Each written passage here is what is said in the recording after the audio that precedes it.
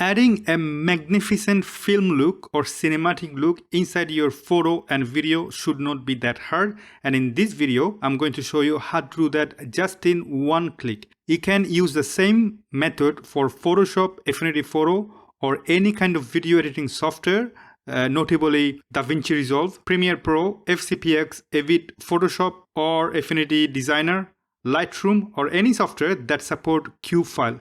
Super duper easy. So in Affinity Photo, I'm going to show you, all you have to do to go to the LUT adjustment layer, click load LUT, then go to your LUT folder, then select a LUT that you desire. In this case, I'm going to add Magenta desaturated film look, and there you go.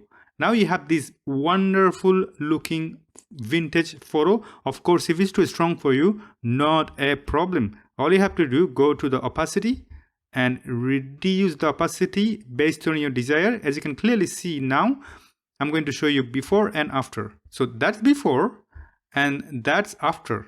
So you have this nice, beautiful cinematic look. Again, I remind you, you can use this LUT to any software that accept LUT, photo or video. Now, how to have this LUT?